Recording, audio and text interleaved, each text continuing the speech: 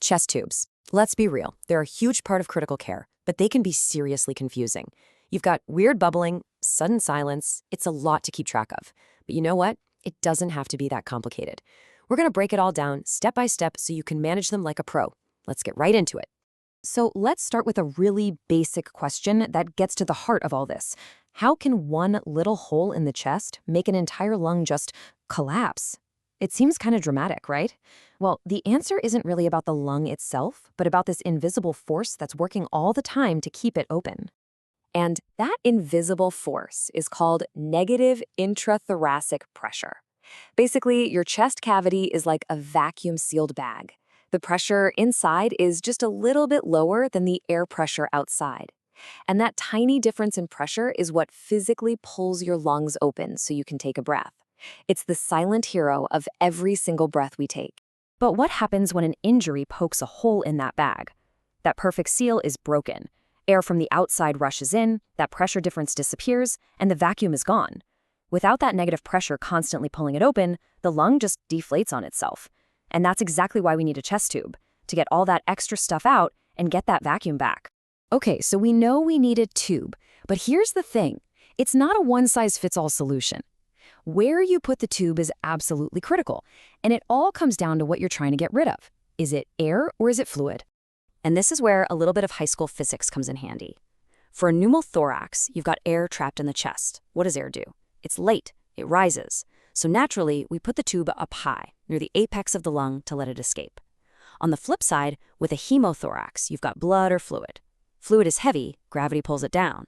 So where do we put that tube? You guessed it, down low, at the base. And if you want the easiest way to remember this for the rest of your career, here it is. A for air and apex. B for blood and base. It's so simple, but trust me, in a stressful situation, this little mnemonic is a lifesaver. All right, the tube is in the right spot. Now we have to hook it up to the machine that does all the work. That's the 3-chamber drainage system. Just think of this box as your control panel for getting that all-important negative pressure back. First up is chamber 1, the suction control chamber. This is mainly for pulling air out. Now, what you want to see here is continuous, but, and this is key, gentle bubbling. That's your sweet spot. It tells you the suction is on and it's working just right. If you see a crazy, violent bubbling like a jacuzzi, the suction is cranked up way too high. If it's just bubbling on and off, it's too low. Both need to be fixed. Okay, moving over to the second chamber, the water seal. Its main job is to let fluid out, but it also acts like a one-way door, making sure no air can sneak back into the chest. The classic sign that everything is working perfectly here is something called titling. You'll see a little ball inside that gently floats up when the patient breathes in and back down when they breathe out. So here's a huge point. If you see continuous bubbling in this chamber, that's a red flag. The analogy is perfect. Think about a sealed bottle of soda. If you see a constant stream of bubbles coming up, you know there's a leak somewhere, right? It's the exact same idea here. It means there's an air leak somewhere in the system that you need to find. Now, what about this? You're looking at the water seal, and that gentle up and down titling just stops. It's flat. This is a super common scenario, and what you do first really, really matters. I know your first thought might be, awesome, the lung has re-expanded, but you absolutely cannot assume that. Your first priority, your immediate action, is to check the tubing from the patient all the way to the machine. Look for any kinks, make sure the patient isn't lying on it, and check for clots that could be blocking it up. And finally, we get to the third chamber, the collection chamber. This one's the easiest of them all. It literally just collects the fluid that's draining out. The big thing here is just to be consistent with your assessments. You're going to check it every single hour for the first 8 hours, and then you can switch to every 8 hours after that.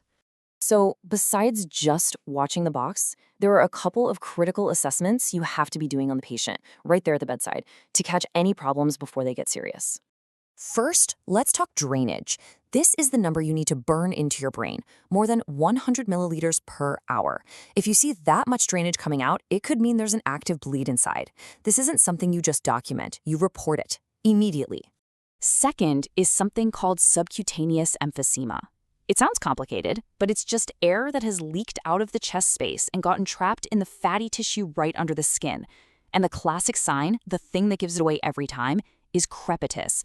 When you press on the skin, it feels and sounds just like Rice Krispies crackling under your fingers. So how do you assess for it? It's a really simple three-step process. First, you're just going to gently palpate the skin all around the tube site.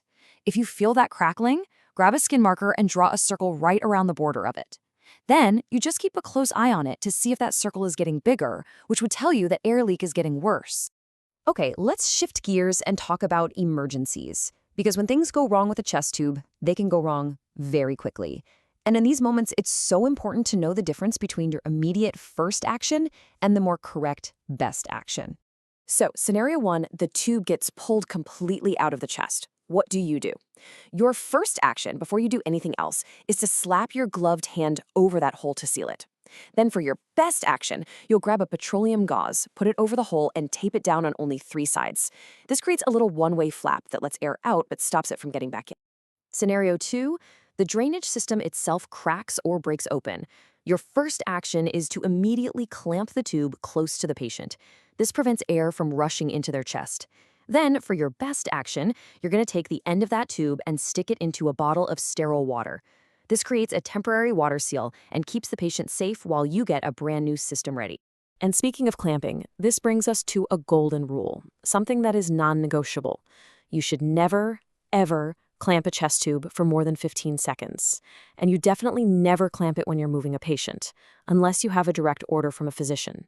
Why? Because you could cause a tension pneumothorax, and that is a life-threatening emergency. We have covered a ton of ground here, so let's just take a second and boil it all down to the absolute most important points that you need to take away from this. So, here's your cheat sheet. First, remember that everything we do is about protecting that negative pressure. It is king.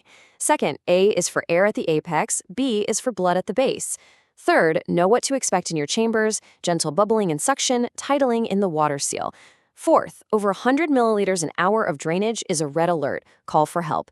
And finally, in an emergency, know the difference between what you do first and what you do best. So I'll just leave you with this question to think about.